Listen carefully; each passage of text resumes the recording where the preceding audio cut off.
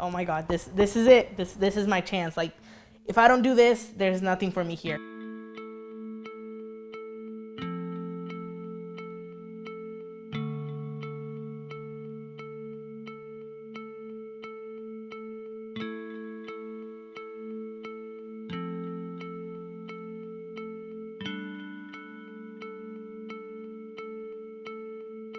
My dad pitched in, my mom pitched in. At this point, I was working with my dad and even selling cakes in my own apartment complex. I remember going out every afternoon. My mom would bake maybe a batch of cupcakes. I'll decorate them. I'll be like, okay, be right back.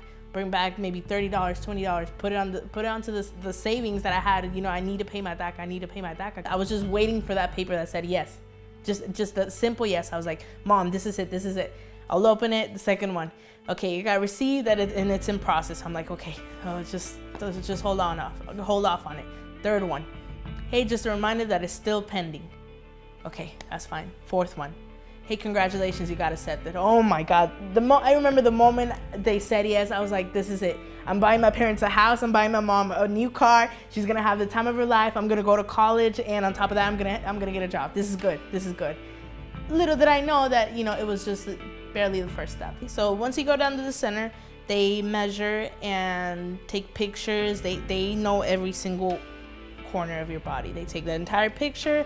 They scan all your fingers. All of your fingers are scanned on there, and on top of that, it's on my card. So there's no escaping, oh, this is not me. Like, they know who I am. So I'm well aware that the moment I turn in those papers, I'm pretty much handing my own life to the government. I was going in high school, and on top of that, I was in band. And on top of that, I was working 36 hours a week. And I remember this exactly because she couldn't do 40 hours because then it would turn illegal. So it kind of put the pressure on me and, you know, my family. I could tell that they were asking me like, hey, are you sure you're okay? And I'm like, no, I can do this. I can do this. In the back of my head, all I could think of if you guys could do it, I can do it. Like, I've seen my parents struggle so much from like coming from Mexico all the way over here and going through all this stuff they went through, and, you know, them still finding a way to raise me, a way to feed me, to keep a roof on my head, and on top of that, they're illegal. So I'm just like, wow, you know, I gotta make him proud. I gotta bring home a degree, and I gotta bring him, you know, my mom, here you go, here's a stack of money. You feel some sort of pressure. They're like, oh my God, I can't mess this up for my parents. You know, they worked so hard for this, and for me to come here and just mess it up, like, no, I have to bring something home. So there's a pressure of that. And then on top of that, you don't feel lonely, but at the same time, it's, you know, dang well, not every person goes through what you're going through. So, my bad. You would come home and,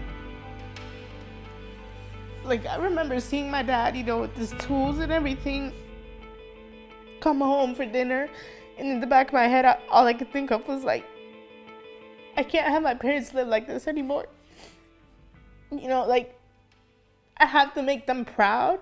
And on top of that, to this day, I never forget the fact that, you know, they did everything they could, and the only reason they brought me here was for a better opportunity for me.